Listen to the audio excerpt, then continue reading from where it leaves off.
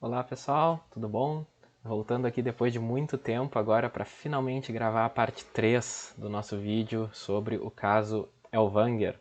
Já faz mais de um mês aí que eu coloquei a parte 1 e a parte 2, fiquei devendo a parte 3. Finalmente vou colocar aqui para vocês, já vamos direto lá pro acórdão, para a gente não perder muito tempo, porque como vocês sabem as outras ficaram bem grandes e essa aqui também não vai ser diferente.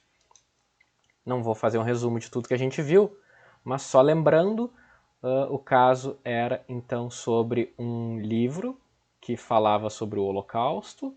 O livro, a princípio, dizia que a história havia sido contada apenas pelos vencedores, que na verdade os judeus tinham culpa. Enfim, era um livro meio que negando o Holocausto. O autor do livro foi condenado pelo crime de racismo, pelo Tribunal de Justiça do Estado do Rio Grande do Sul, recorreu para o STJ, também não ganhou, recorreu para o STF, dizendo que ele não poderia ter cometido crime de racismo, pois racismo seria apenas o preconceito contra negros e não contra judeus, e ele havia talvez cometido preconceito contra judeus, mas isso não seria racismo e, portanto, não estaria não estaria havendo então a incidência da cláusula de imprescritibilidade que é prevista na Constituição para o crime de racismo e, portanto, o crime dele seria previsto e, portanto, ele faria jus ao habeas corpus. Lembram? Essa era a história lá no começo. A grande maioria dos ministros se manifestou, a gente viu isso na parte 1 e 2, falando então que eles entendem, o STF entende, que racismo não é apenas em relação ao negro, e sim contra outras minorias, outros grupos vulneráveis, e portanto os judeus também estariam protegidos, e portanto o crime de racismo contra judeus também seria imprescritível. Entretanto, apesar deste ser o argumento que era trazido pelo impetrante do habeas corpus, alguns ministros do STF começaram a discutir a questão da liberdade de expressão e do hate speech, aqui, do discurso do ódio, da relação aqui se o livro poderia ou não ser considerado uma forma de cometer o crime, etc, etc. Começaram a discutir essa questão bem mais ampla do que o objeto do pedido. Tá? E aí, a gente ficou de ver qual foi o resultado que o STF deu para essa questão no final. A gente parou aqui, quando veio o voto do ministro Carlos Aires Brito, certo? Estão acompanhando aí comigo, né? A gente parou aqui, antes desse voto. E aí, o ministro Carlos Brito pediu vista e deu um longo voto aqui de 71 páginas. Mas o início do voto, que eu vou passar aqui rapidinho, porque não nos interessa, é um breve relatório falando o que os outros ministros já mencionaram, enfim, não traz nenhuma novidade. É um relatório longo que ele faz aqui dos outros votos, e isso não nos interessa. Se vocês quiserem, podem voltar nos vídeos anteriores que a gente já falou sobre isso. Aí ele vai falar sobre a questão, então, de princípios constitucionais, porque ele, no entendimento dele, identifica que estão aí dois princípios. Ele diz que ele observa que toda essa demanda nos coloca no epicentro do instigante e atualíssimo tema da contraposição de princípios jurídicos. E aí eu já falei para vocês no outro vídeo também, o ministro Gilmar Mendes já tinha falado sobre isso, e tem outros vídeos que eu coloco aí nas minhas playlists aí que tem sobre hermenêutica, que a gente fala sobre isso, sobre questão de conflito de princípios, certo? A diferença entre um conflito de regras e um conflito de princípios, como resolver um conflito de princípios, como resolver um conflito constitucional, etc, etc. E ele vai falar que esse caso é um exemplo, então, de conflito de princípios. Assumida a distinção de um direito que faz da convivência entre os contrários um dos mais expressivos conteúdos da democracia, ele está falando sobre a liberdade de expressão, sabendo de antemão que a abstrata legitimação do uso de uma vontade individual pode resvalar para a danosa prática da abusividade, mas também por antecipação, convencido da maior valiosidade da premissa democrática, que não é pelo receio do abuso que se vai proibir o uso daqueles direitos e garantias em que mais resplende o valor da liberdade. Ele vai falar, então, que existe um princípio, que é a liberdade de expressão, mas ao mesmo tempo ele reconhece que esse princípio pode ser então feito um uso abusivo dele, esse direito pode ser usado de forma abusiva. Todo o meu esforço operacional será de demarcar o campo de legítima expressão de cada princípio em estado potencial de atrito, a fim de evitar o concreto sacrifício. Tá? Ele quer fazer exatamente aquilo que a gente viu. Se vocês quiserem, vocês podem ver nos vídeos que eu já fiz sobre o Dworkin, nos vídeos que eu já fiz sobre o Alexis. De preferência, claro, vocês leiam as obras desses autores, já mencionei, são autores que são citados muito frequentemente pelo Supremo Tribunal Federal, nem sempre são aplicados exatamente da forma que os próprios autores preveem nas suas obras, por isso é importante que vocês leiam as obras dos autores, mas a questão é que, por exemplo, em relação aos princípios, um dos objetivos é evitar sacrificar os princípios, é garantir os dois em sua máxima eficácia. Se tu tem dois princípios contrapostos, vai tentar garantir os dois na forma mais eficaz possível, certo? E isso, tanto no Dworkin quanto no Robert Alexis ou Alexis, vocês encontram essa noção. Então, se vocês quiserem, vocês podem pegar os outros vídeos que eu tenho lá sobre esses autores para dar uma olhada sobre isso. Certo? Aí, ele vai falar sobre o que ele já tinha mencionado antes, que a gente também já falou no vídeo anterior, acho que eu vou passar rapidinho por isso aqui. Ele vai dizer que não é possível precisar exatamente o momento que foi escrito e publicado os livros. Ele vai dizer, nada nos autos atesta que a denunciada prática se deu após a publicação da lei. Isso é a questão de ordem que ele coloca aqui, é saber se os livros foram publicados, porque os livros são de 90. Ele tem o livro lá em mãos, ele olha o livro e está lá o ano, não tem o dia nem o mês. Ou seja, o livro é de 90 e a lei foi publicada em 90. Então, ele primeiro vai questionar sobre isso. Mas ele é o único que coloca essa questão. Nenhum dos outros ministros concorda com esse argumento, certo? Os outros ministros entendem que o autor continuou vendendo os livros mesmo depois de 1990 e, portanto, nenhum segue esse argumento. Ele vai dizer que ele entende que deve ser aplicado em dubio pro réu aqui, porque se o livro é de 90, não dá para saber se o livro foi antes de setembro ou depois de setembro. Ele entende que deveria ser absolvido por esse argumento, é a questão que ele coloca primeiro, antes da análise dos princípios da liberdade de expressão e do discurso do ódio. Mas ele faz essa análise aqui só para vocês saberem do que ele está falando, mas nenhum outro ministro concede o habeas corpus nesse sentido. Todos negam o habeas corpus nesse sentido, de que o livro teria sido escrito antes da entrada em vigor da lei. Né? Então, essa parte dessa preliminar é só ele que faz essa ressalva, e a gente não precisa ver isso com muitos detalhes, que não é nem sequer o objeto principal, nem sequer foi pedido do autor, o autor nem falou sobre isso, e nenhum dos outros ministros aborda essa questão com maior profundidade. Quando ele vai falar do mérito, aí sim que ele vai falar então da questão dos princípios constitucionais, da questão do racismo, certo? Que a gente já falou bastante nos outros 2 vídeos, né? Ele vai aqui concordar, tá? Ele vai concordar com os outros ministros, no sentido de que o racismo não é a vítima apenas o negro, pode ser o judeu, pode ser outras minorias, pode ser o índio, enfim. Então ele vai concordar com os outros ministros nesse sentido. Tá? Ele ainda faz uma análise mais pormenorizada dos termos da lei do racismo. A gente vai ver isso agora daqui a pouco.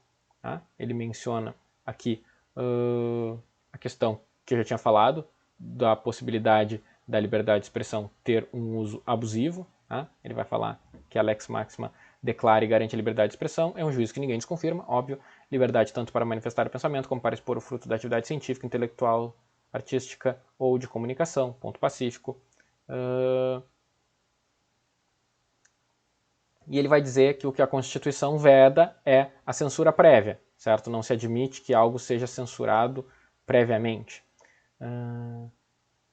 O que a lei das leis, a Constituição, garante a cada ser humano é um espaço a priorístico de movimentação, ou seja, antes de qualquer análise, o uso da respectiva autonomia da vontade para exteriorizar o pensamento e da atividade artística. O abuso e o agravo são questões que somente a posteriori se colocam, ou seja, depois que o livro está escrito, depois que a manifestação foi dada, depois que foi veiculada a mensagem, aí sim, passa-se a fazer uma análise se aquilo foi algo abusivo ou se ocorreu algum agravo, certo? Nada disso pode ser analisado antes da veiculação. Antes do livro ser escrito, por exemplo, não é possível censurá-lo. Ele vai dizer que isso, a Constituição é clara. Certo? não é pela possibilidade de agravo a terceiros ou de um uso invasor da liberdade alheia que se vai coibir a primitiva liberdade de expressão. Ele vai dizer assim, ó, se define como liberdade absoluta no plano da incontrolabilidade de sua priorística manifestação. Ou seja, no plano da censura, a liberdade de expressão para o ministro ela é absoluta. Então não há aqui como tu proibir alguém de publicar um livro porque este livro pode vir a ofender terceiros. Depois que o livro for escrito, aí sim esse livro poderia então ser, enfim, poderia haver, por exemplo, até a punição pelo crime, como ocorreu aqui no caso que a gente está vendo, certo? Mas aí depois, não antes do livro ser escrito. É disso que ele está falando. Continua falando sobre censura, se traduz no exercício do direito de não sofrer impedimento ou censura prévia neste ato, mesmo de agir ou de dirigir-se a terceiros. Mas esse tem, no próprio instante, o exaurimento do conteúdo, quero dizer, não incorpora assim uma força de bloquear posturas reativas de terceiros eventualmente prejudicados nas respectivas autonomias da vontade. Certo? Bem óbvio isso, né? A pessoa tem o direito de manifestar o pensamento, mas isso não significa que isso vá bloquear uma pessoa de eventualmente processá-la por aquilo, certo? Uma pessoa pode reagir àquilo e isso é totalmente admissível pela própria Constituição, que garante a indenização e tudo mais. O que se protege é o direito de resposta e o direito de desencadear um processo de apuração da abusividade, com o fito de responsabilização tanto civil quanto penal. Ou seja, a pessoa tem direito a manifestar pensamento, mas a outra pessoa que eventualmente for ofendida por aquela manifestação tem direito de resposta e também o direito de eventualmente conseguir uma indenização, responsabilidade civil ou até mesmo a prisão, no caso, responsabilidade penal. O que ela não tem é o direito de censurar. E aí ele vai falar então sobre a conciliação, sobre liberdade de expressão e o direito de não sofrer discriminação, que é o ponto principal. Ele vai dizer que em alguns casos a própria Constituição entendeu que não é possível que a manifestação do pensamento seja abusiva. Três comportamentos são especialmente normados como excludentes de abusividade, ou seja, são normas colocadas pelo próprio Constituinte, comportamentos ditados por imperativos de consciência e que são, pela ordem com que a lei maior a eles se proferiu, a crença religiosa, a convicção filosófica e a convicção política. Ele cita lá o artigo 5º, inciso 8º, que diz: ninguém será privado de direito por motivo de crença religiosa ou de convicção política ou filosófica, salvo se os invocar para eximir de obrigação legal a todos imposta e recusar-se a cumprir a prestação social alternativa fixada em lei. Mas então, crença religiosa, convicção filosófica e convicção política são o que ele considera excludentes de abusividade. Uma crença religiosa expressada, manifestada, o pensamento dela não teria a possibilidade de ser considerada abusiva, ou filosófica ou política.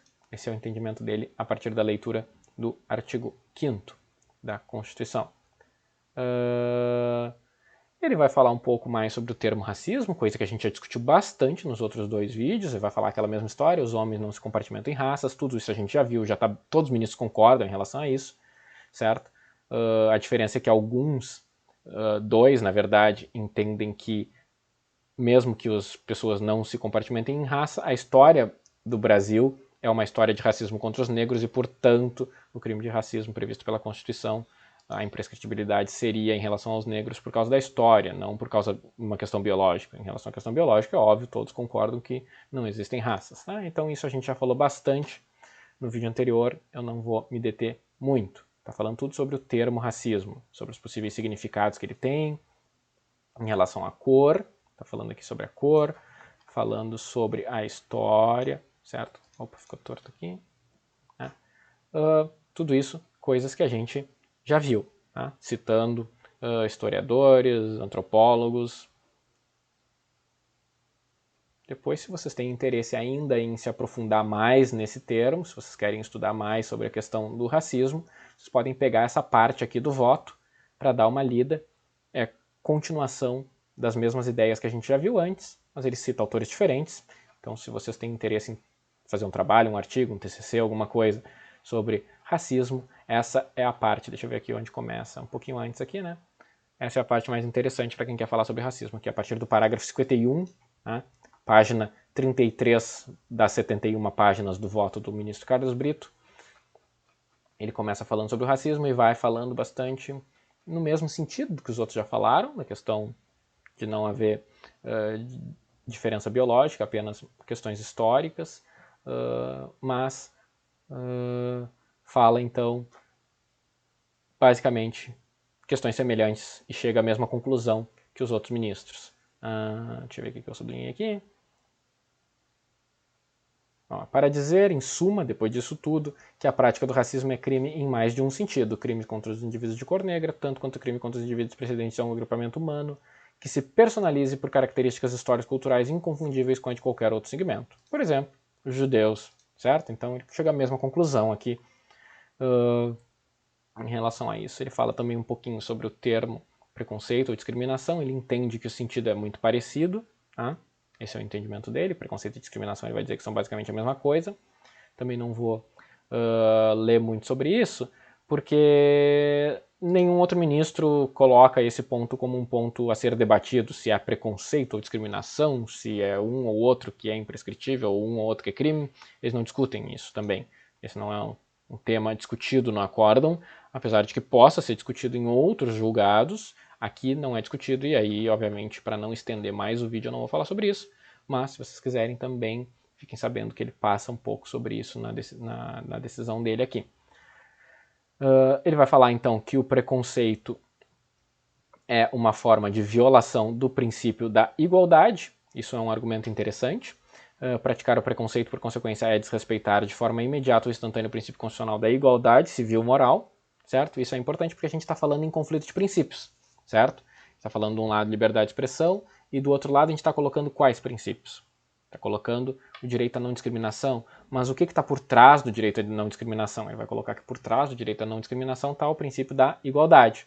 Então, assim, é uma forma mais forte de delimitar aqui o conflito. Então, é um argumento interessante esse que ele faz.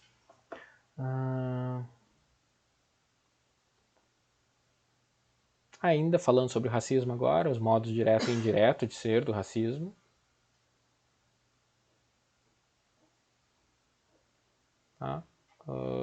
Ele vai falar aqui das condutas de praticar, induzir ou instigar, porque a lei traz os 3 verbos. Se vocês pegarem a lei do racismo, traz os 3 verbos. E a Constituição fala prática. É imprescritível a questão da prática do racismo.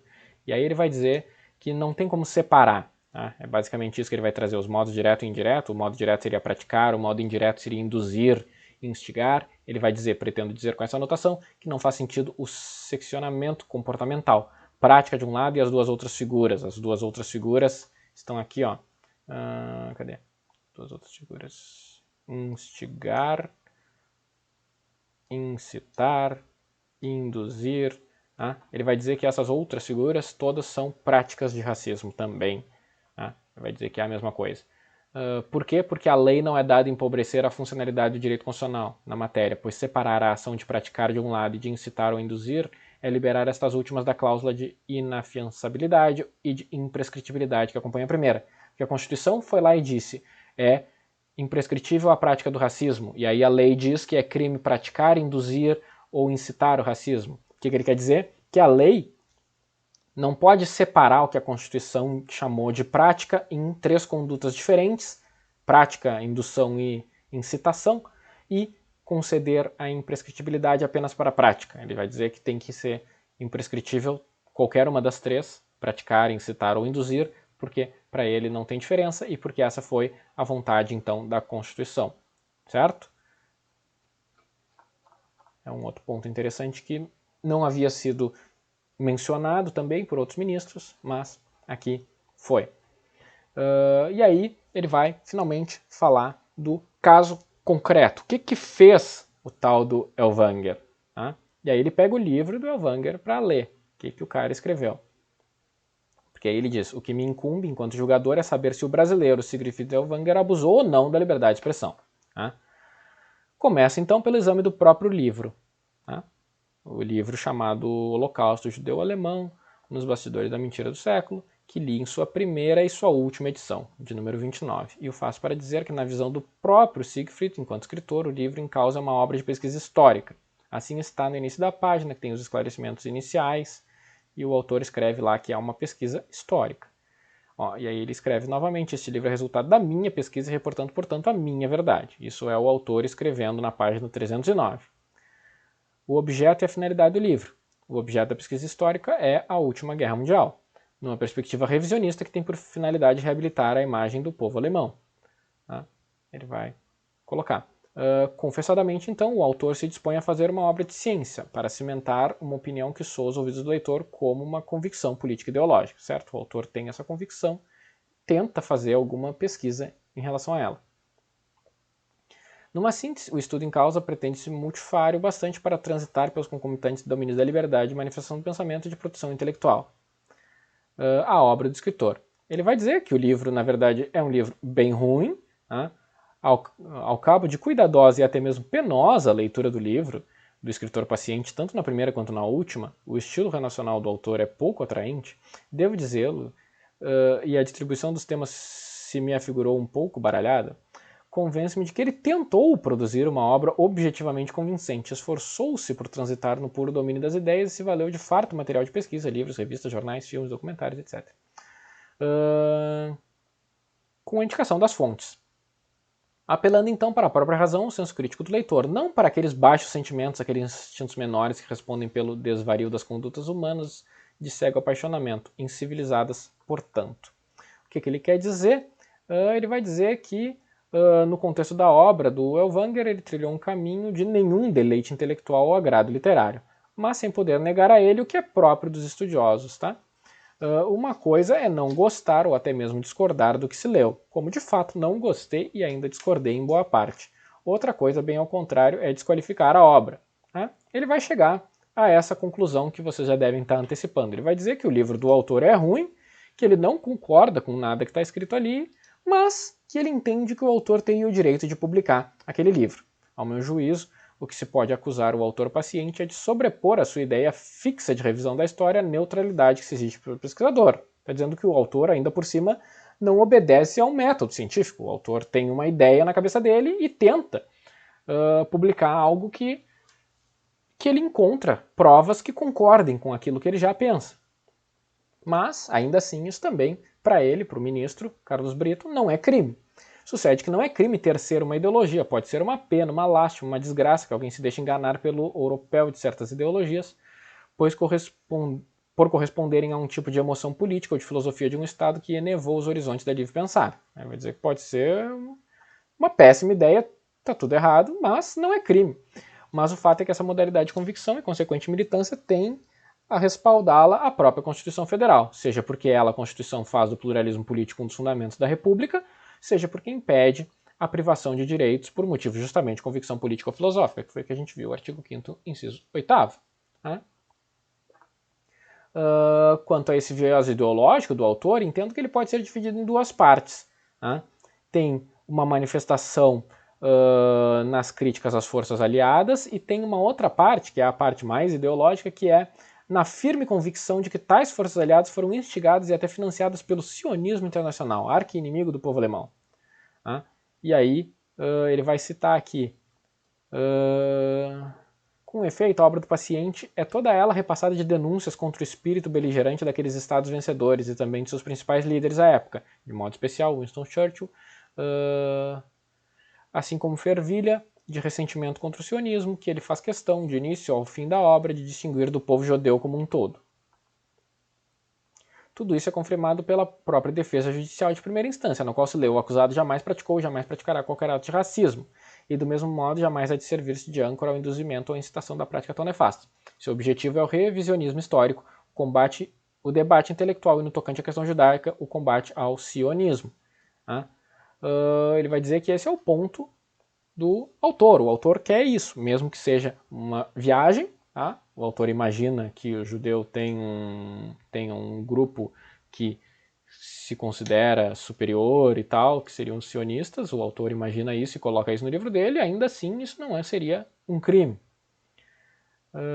Pronto, nessa cadente passagem da defesa do autor paciente eu enxergo a própria síntese do livro. É uma obra de revisão histórica, ainda que muito pouco atraente, literariamente e em parte quixotesca, certo? Ele está aqui dizendo que é uma coisa da imaginação. É a obra de quem professa uma ideologia, ainda que pouco verossímil. a contextualização da simpatia pelo autor, pelo Estado e pelo povo alemão.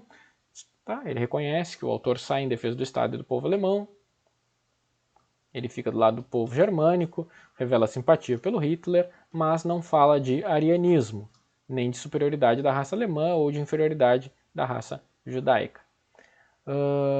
Mas o que ele faz é, como faz exatamente o contrário, acusa o judaísmo de se rogar de um complexo de superioridade, de se considerar o povo de Deus, com pretensões a conquistas de todo o planeta, ao domínio político, religioso e econômico, não pelo modo ortodoxo de dominação territorial militar, mas pelo modo heterodoxo de se conquistar pelo uso das duas grandes forças sociais, da imprensa e do capital financeiro. Tudo debaixo da inspiração do acicate e da incessante militância do sionismo internacional, tido por ele, paciente, como organização fundamentalista. No rigor dos conceitos, então, é praticamente impossível etiquetar a obra do paciente como preconceituosa, porque para ele, preconceituoso é o sionismo. Ele vai, então, entender, o ministro Carlos Brito vai entender que o autor faz é isso. O autor tem uma ideia, talvez, bem fora da realidade na cabeça dele, entende que os judeus são um grupo internacional e que arquiteta diversos planos, e aí ele escreve esse livro, mas ele entende que ainda que o livro seja uma bobagem, que não seria um crime. Como síntese da síntese, sempre atento ao fato de que o livro do autor-paciente elabora mesmo no macroespaço das relações entre Estados, povos e governos soberanos, concluo que o presente caso é de uso da liberdade de expressão para cimentar uma convicção política ou uma convicção política ideológica de especial proteção constitucional. E aí, os livros que o autor edita, porque lembram que a gente falou sobre isso também, né? Ele tinha o livro que ele escreveu e os livros que ele editou, ele tinha uma editora. Aí ele vai falar que em relação aos livros que ele editou, ele entende que não tem crime nenhum, porque não foram livros escritos pelo autor, ele meramente editou e são livros que são encontrados por aí. Ele vai dizer que é possível encontrar na Amazon, tá? Os livros que o autor editou com outras editoras, tá? Consoante falado no tópico anterior, enquadro tais edições no âmbito da liberdade de iniciativa, agora não está falando de liberdade de expressão, liberdade de iniciativa, liberdade econômica aqui do autor, enquanto empresário, notadamente porque são obras que levam assinaturas referidas aos escritores, está assinado lá quem foi que escreveu, e pelas quais o paciente não deve responder nem no plano civil, nem no plano criminal. Tá? E aí, chega à conclusão, cita Voltaire aqui, né, não concordo com uma só das palavras que dizeis, mas defenderei até a morte o vosso direito de dizê-las. Ficou torto. Ficou torto de novo. Difícil. Agora foi? E defiro o habeas corpus de ofício, para entender que ele não incorreu em conduta penalmente típica. Tá? Esse é o resumo aqui do voto do Aires Brito. E aí, alguns esclarecimentos rápidos aqui. O voto é pela absolvição, sim. Pela absolvição, falta justa causa. Só o presidente lá, Maurício Correia, perguntando se foi isso mesmo. Tranquilo. Aí temos logo em seguida o ministro Malcarelli. Isso aqui era no dia 27/8. Tá? O voto foi no dia 27/8. O ministro Malcarelli pede vista. Tá? Pede vista dos autos, que ele já tinha pedido umas outras vezes antes. E encerra a sessão. E aí, no dia 17/9, vem o voto do ministro Marco Aurélio, tá? Que era o último que faltava votar, exceto o presidente, o Sepúlveda. A gente vai ver aqui no final. Tá? E o voto do ministro Marco Aurélio aqui tem também bem longo, 68 páginas, mas não se preocupem, eu não vou falar tanto sobre o voto do ministro Marco Aurélio, porque ele vai basicamente repetir as ideias que a gente acabou de ver. Vou ver o que eu marquei aqui de importante. Mas o voto dele é muito similar ao voto do ministro Carlos Brito. Ele não muda muita coisa. Ele está fazendo ainda o relatório, até aqui, ó, após esse breve relato, tudo isso que vocês olharem aqui para cima, se vocês quiserem ler, é relatório do que foi dito até agora. Vai falar sobre a censura em suas diversas formas, tem merecido a preocupação e o repúdio dos povos, vai falar que traz alguns incidentes históricos em relação a isso. Repúdio à censura e tal. Traz lá que a igreja costumava censurar livros proibidos contrários à doutrina católica. Tal. Ele vai fazer um apanhado aqui sobre a questão da censura e vai dizer que refiro-me ao intricado o intricado problema da colisão entre princípios da liberdade de expressão e da proteção da dignidade do povo judeu, há de definir-se se a melhor ponderação dos valores em jogo conduz à limitação da liberdade de expressão pela alegada prática de um discurso preconceituoso atentatório à dignidade de uma comunidade de pessoas, ou se ao contrário deve prevalecer tal liberdade. Essa é a verdadeira questão constitucional, a mesma questão que os outros ministros haviam identificado. Espera aí, deixa eu só desligar esse aqui que está tocando aqui. Pronto. Continuando aqui. Liberdade de expressão e Estado democrático de direito. Dando fim a período inaceitável de ditadura militar, a Constituição de 1988 resgatou as bases do Estado democrático de direito, a partir da restauração concreta de um sistema de valores e princípios de direitos fundamentais que hoje constitui a verdadeira essência de uma sociedade plural e democrática, certo? Está falando aqui algo que vocês devem saber, certo? A nossa Constituição de 1988 vem ao final do regime militar e um dos direitos que ela vem a garantir é a liberdade, por exemplo, a liberdade de expressão, uma vez que o regime militar tinha a política de censurar pensamentos contrários ao regime. A democracia significa assegurar a formação e a boa captação da opinião pública, significa garantir a soberania popular.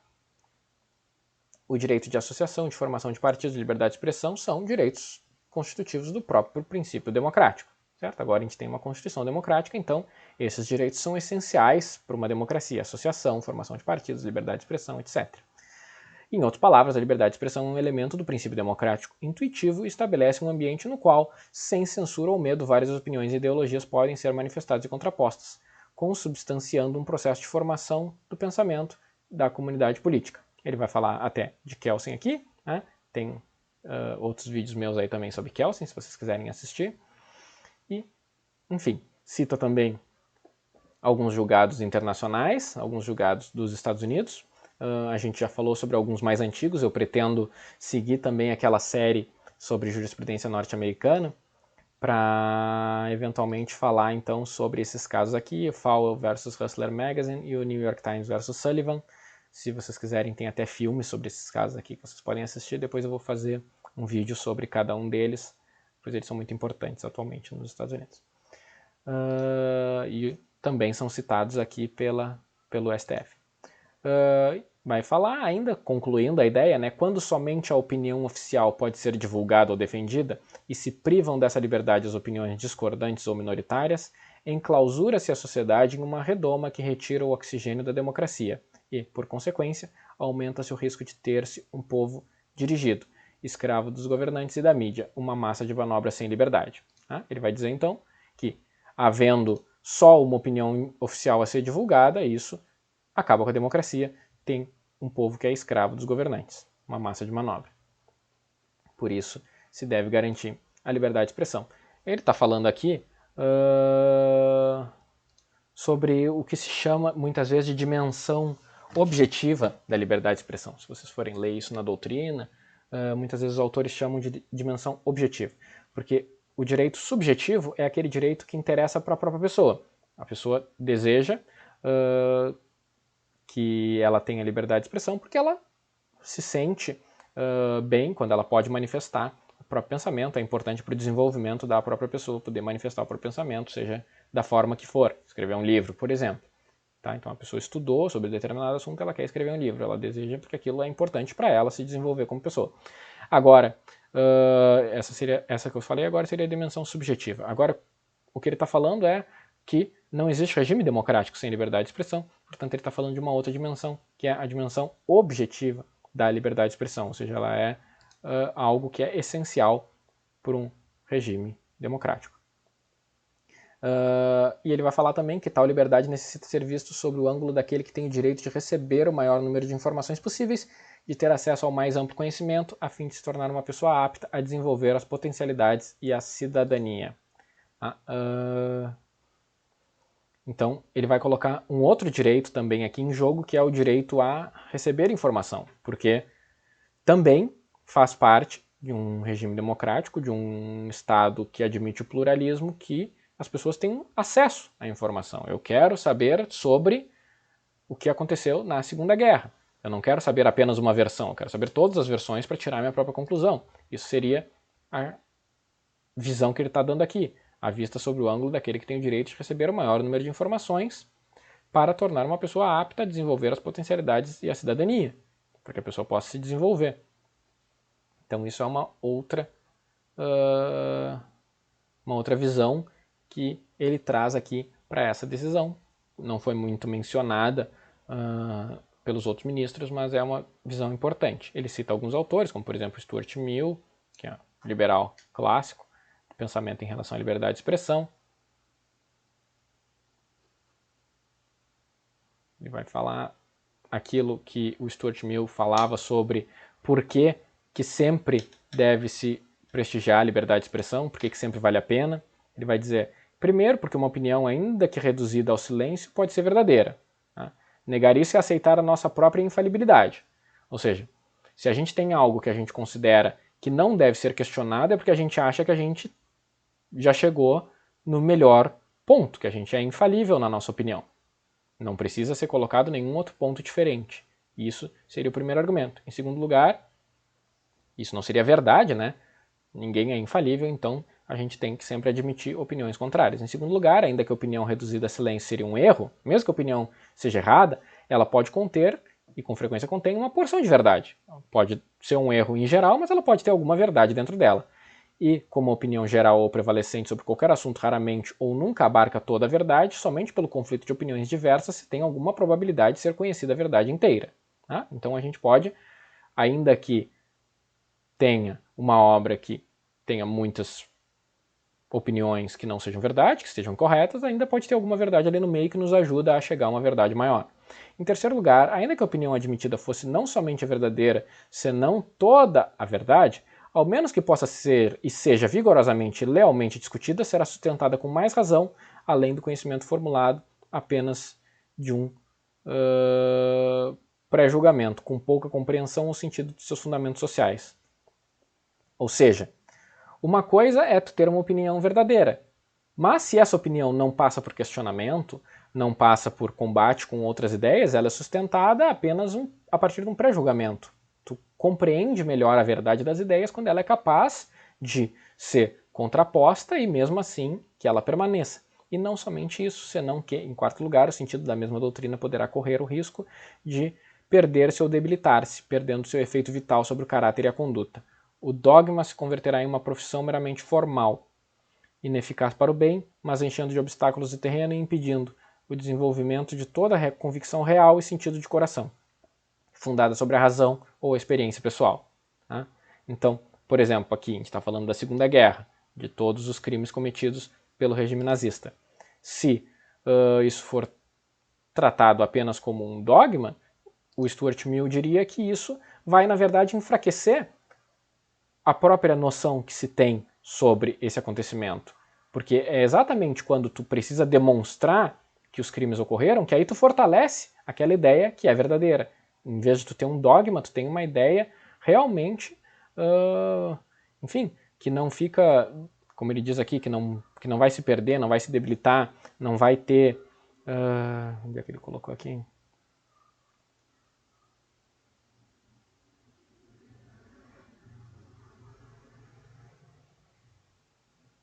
Não vai ser uma questão meramente formal, ele vai ter uma opinião, então, que é realmente, que as pessoas realmente compreendem por que aquilo está certo.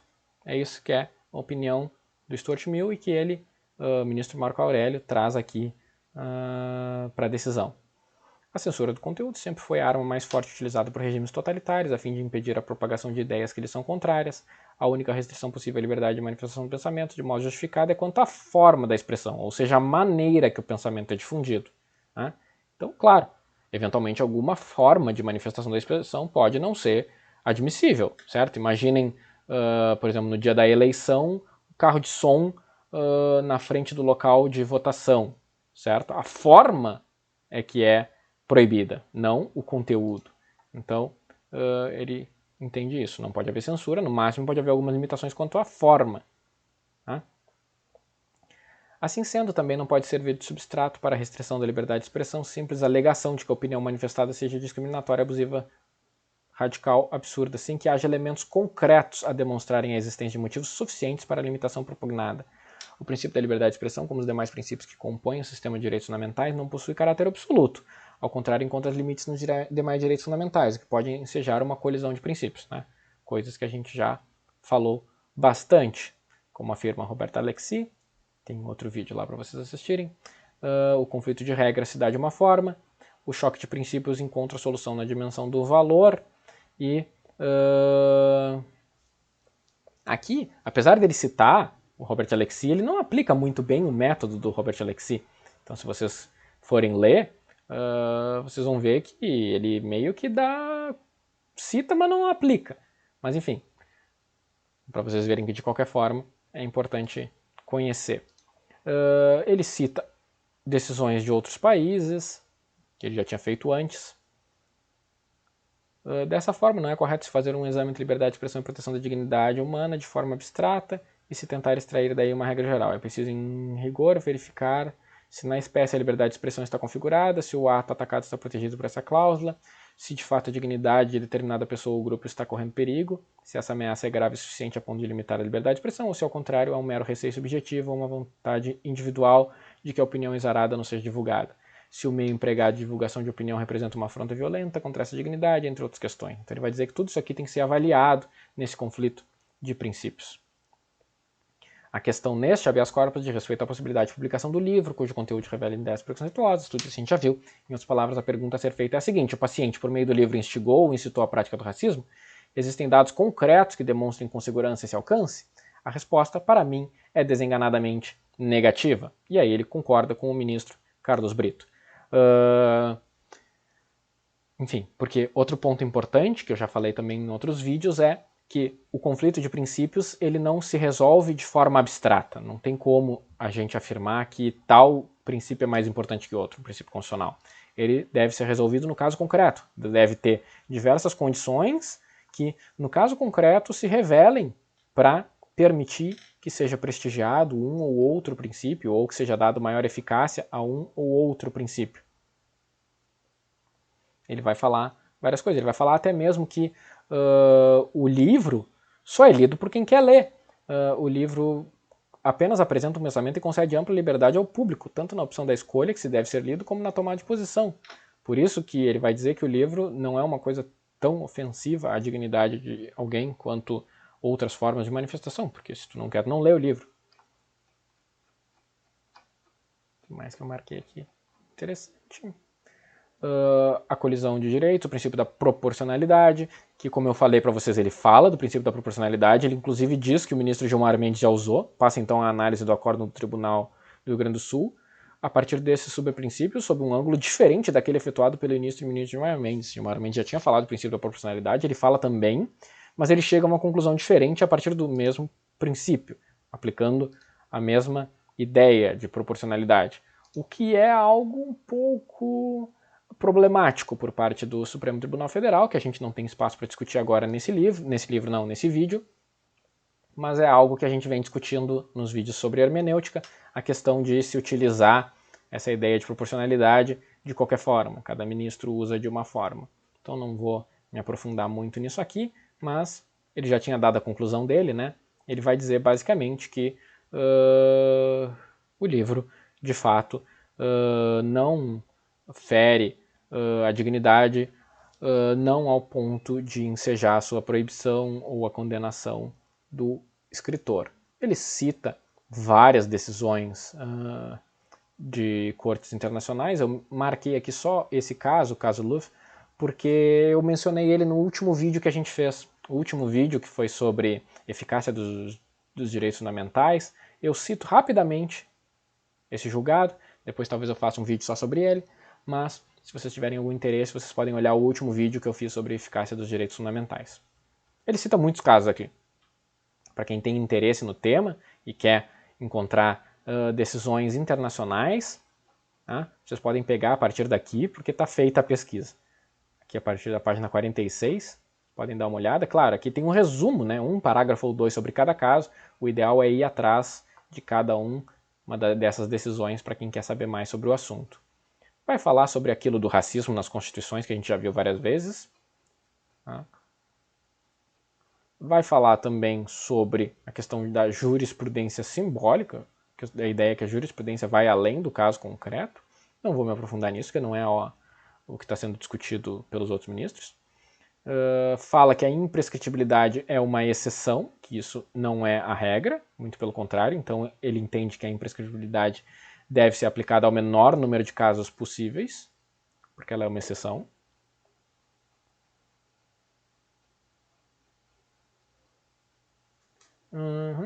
E, atualmente, o espírito do direito penal internacional também só admite a imprescritibilidade para os casos excepcionais do crime de genocídio, guerra contra a humanidade, delitos de competência do Tribunal Penal Internacional. É só nesses casos que o direito penal internacional admite a imprescritibilidade, tudo isso que ele está falando que isso é uma exceção.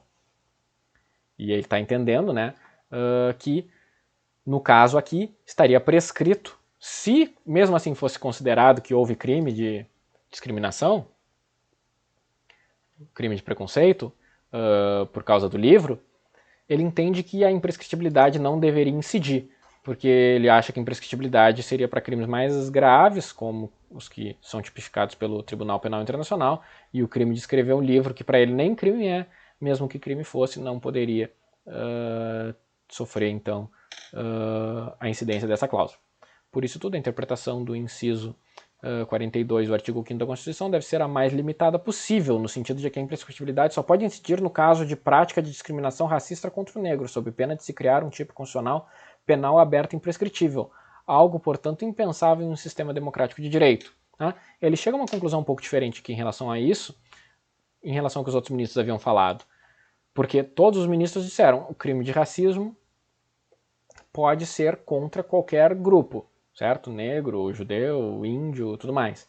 Ele diz sim, crime de racismo pode ser contra qualquer grupo, mas a imprescritibilidade seria só contra o negro, por causa da história do Brasil, porque esse seria o grupo mais afetado pelo racismo no Brasil, e a imprescritibilidade é algo que ele considera extremo, certo? A pessoa pode ser condenada 40 anos depois.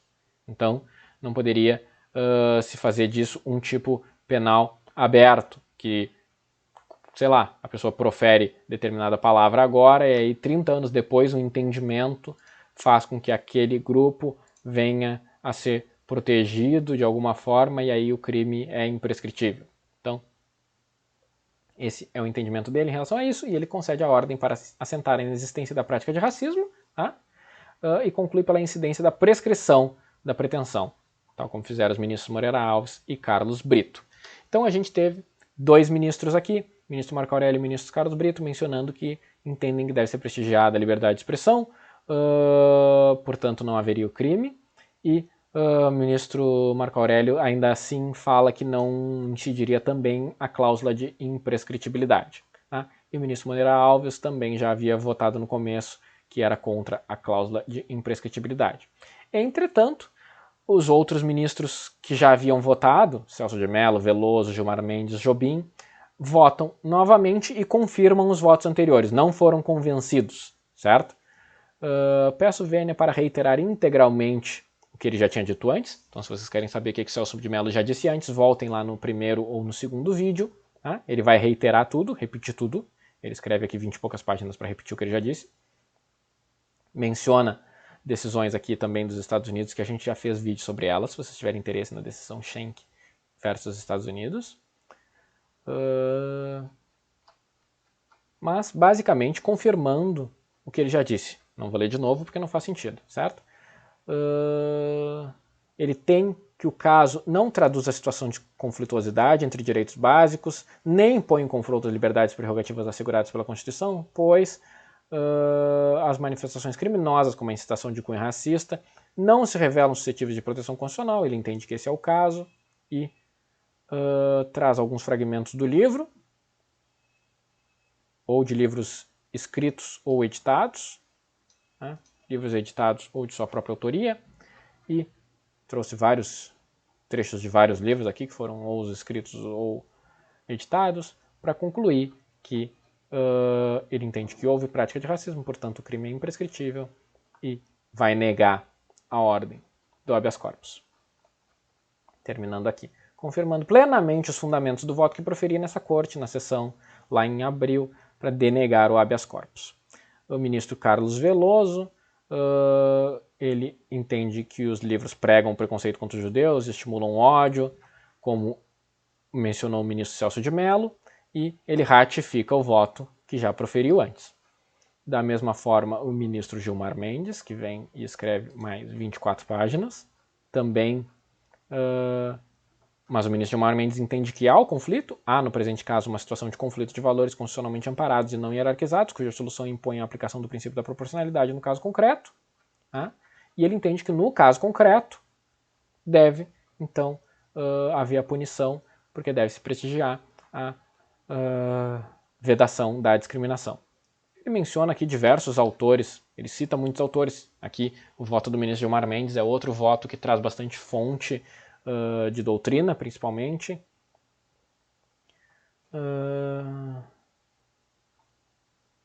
Não vou ler aqui os exemplos que ele traz aqui, ele cita longos trechos de autores estrangeiros,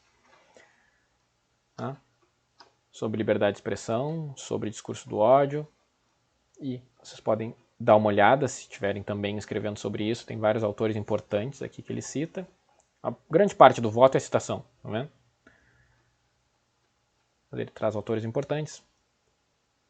Assim, a colisão de direitos fundamentais há de ser solvida caso a caso, mediante a utilização do princípio da proporcionalidade, mais uma vez aparecendo aqui. Foi o que fiz para concluir que na hipótese prevalece a posição do Estado no sentido de defender os direitos da dignidade da pessoa humana.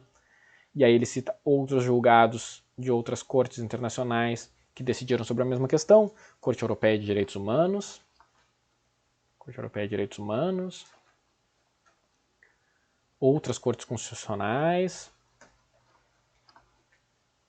Tribunal Constitucional Espanhol.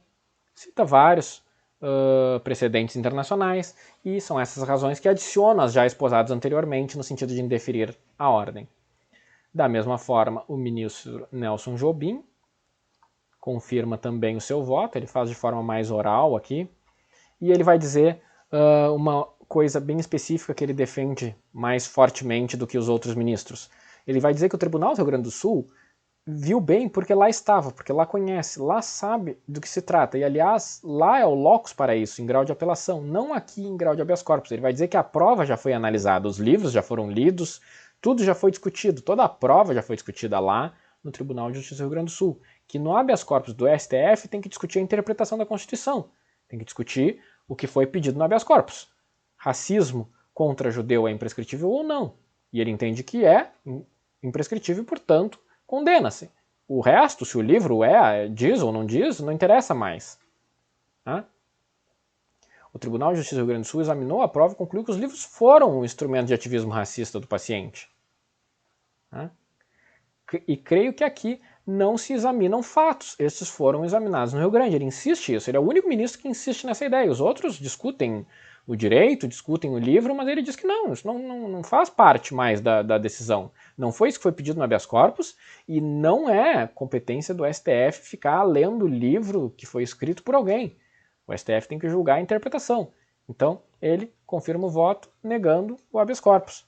Ele vai ser mais incisivo nesse ponto, o que gerou um certo debate, porque aí o ministro Carlos Brito argumenta novamente que leu o livro do paciente, da primeira à última edição, chegou à conclusão de que não houve racismo. E aí ele pergunta, excelência, em sede de habeas corpus, Vossa Excelência examina a prova analisada pelo Tribunal do Rio Grande do Sul, então ele vai dizer que o Carlos Brito não teria espaço para estar fazendo isso. Eles discutem um pouco sobre isso, perguntar o que fez com os livros, quando, o que fez com os livros e o que mais. Ficam discutindo, se vocês querem ler a discussão dos ministros aqui sobre isso, tá? Um vai dizer que o outro não leu, não se trata disso, ninguém leu mais que eu.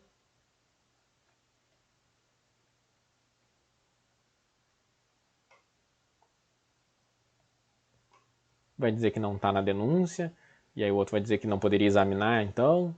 Quem tem de examinar é o Tribunal do Rio Grande do Sul, né? Já tinha dito isso agora há pouco. Ficam discutindo o que examinou, o que não examinou, se podia examinar, se não podia examinar.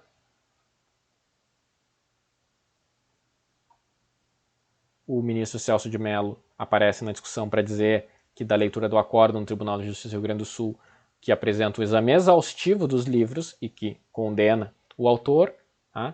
Então, ele concorda aqui com o que o Jobim está dizendo, que essa análise da prova era para ser feita pelo Tribunal de Justiça do Rio Grande do Sul, e foi feita, e portanto não tem o STF que analisar mais isso. E aí o presidente Maurício Correia diz, até mesmo o autor aceitou em relação a isso, o autor não está se insurgindo em relação a isso. Tanto é verdade que ele, o autor, aceitou que foi colhido no Rio Grande do Sul como prova. O habeas corpus não cuida de qualquer violação da liberdade de expressão, não se trata disso. Ele até entende que pode se discutir isso, mas não é disso que o autor não está discutindo isso. O autor não está dizendo, não foi verificada a prova aqui, os livros não foram lidos ou qualquer coisa assim. O autor está dizendo que a interpretação do racismo na Constituição é que está errada. O habeas corpus não trata em nenhum momento da questão da violação da liberdade de expressão. Mas ele entende que é apropriado nessa sede tratar da matéria, porque o habeas corpus tem um universo muito grande. Tanto mais que Vossa Excelência, ao final, concede a ordem. Tá? Ele até entende que dá para se discutir isso, mas ele concorda também que isso já foi discutido anteriormente, a questão da prova. E aí, seguem discutindo um pouco aqui sobre os livros que foram editados, que foram, enfim, publicados pela editora do autor, mas ninguém muda de ideia, final da história, certo? Tá? Se vocês lerem aqui, se vocês quiserem saber a discussão, discutem, mas ninguém muda de ideia. O Carlos Brito entende que o livro não pode ser utilizado como forma de manifestação do racismo, pelo menos não este livro, seria uma forma de cometer o crime de racismo. E o Nelson Jobim entende que sim, e que isso já foi bem analisado lá pelo Tribunal de Justiça e que não deveria ser discutido novamente aqui no STF. E apesar de discutirem e citarem e tudo mais, ninguém muda de ideia em relação a isso. Então os votos permanecem. E por fim, só quem faltava era o Sepúlveda Pertence, e ele vota por último porque ele é o decano. Na época ele era o mais antigo, tá? Ele ele brinca aqui que vai usar o privilégio dele de poder votar por último, quando a causa já está decidida, porque já tinha 3 votos pela absolvição e os outros votos pela condenação. Então ele vai votar aqui também pela condenação, mas a causa já estava decidida. Tá? E ele, felizmente, diz: não me aventurarei a repetir os argumentos que de um lado e de outro se contrapuseram. Tá? Então, vocês não se preocupem que aqui, com quase 1 hora de vídeo, ele não vai repetir todos os argumentos, mas ele concorda, primeiro em relação à questão do racismo, certo? O alvo do racismo não é necessariamente uma raça e, portanto, se aplica a imprescritibilidade e, portanto, alinho minha maioria para entender que o preconceito antissemita constitui racismo e, portanto, nega o habeas corpus. Tá? E ele vai até mencionar que, na verdade, ele acha que foi culpa dele que gerou toda a discussão, porque se vocês lembrarem, lá no nosso primeiro vídeo, ele é o primeiro que fala sobre a questão da liberdade de expressão. As pessoas estavam discutindo a questão do racismo e ele fala da liberdade de expressão. E aí ele fala que isso poderia ter sido culpa dele, que gerou toda essa longa discussão que a gente viu nesses 3 vídeos. Ele só vai fazer uma ressalva em relação aos vídeos publicados. Ele faz inteira abstração à incriminação da reedição de livros absolutamente conhecidos. Ele vai dizer que os livros que o autor publicou através da editora, livros que foram escritos e assinados por outras pessoas, não constituem crime, certo? Mas o livro escrito pelo próprio autor, sim.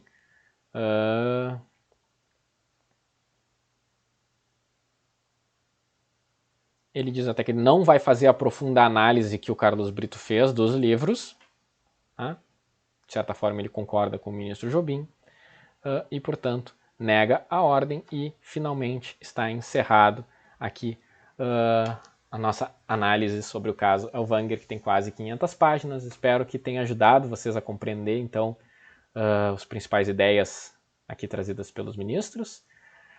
Como vocês puderam ver, o caso acabou sendo decidido por 8 votos a favor da condenação, que entendem em sua maioria, então, que o crime de racismo pode ser contra qualquer grupo minoritário, portanto, a imprescritibilidade do crime se aplica a qualquer desses grupos, salvo ali o ministro Marco Aurélio, que se manifestou especificamente contra esse entendimento. O ministro Maurício Correia, se eu não me engano, já tinha falado sobre isso. ou Moreira Alves, acho que é Moreira Alves. Moreira Alves já tinha falado sobre isso, que entendia que no caso a imprescritibilidade também era só para o racismo praticado contra os negros, e o ministro Marco Aurélio e também o ministro Aires Brito levantaram que deveria ser prestigiada a liberdade de expressão. Os demais ministros, Gilmar Mendes, Jobim, Celso de Mello, Veloso, todos entenderam que Ellen Grace também, César Peluso, entenderam que o livro era um exercício abusivo da liberdade de expressão e que, portanto, não poderia ser absolvido o autor, deveria ser condenado, certo? Espero ter ajudado aí vocês. Se tiverem qualquer comentário, qualquer sugestão que queiram dar, fiquem à vontade. Se tiverem uma sugestão de outro julgado que vocês queiram que seja visto aqui também, podem escolher, podem mandar aí a sugestão que a gente pode trabalhar. E era isso então, pessoal. Obrigado por assistirem aqui até o final, se é que alguém vai ficar aqui até o final depois de tanto tempo. E até o próximo, então. Tchau, tchau.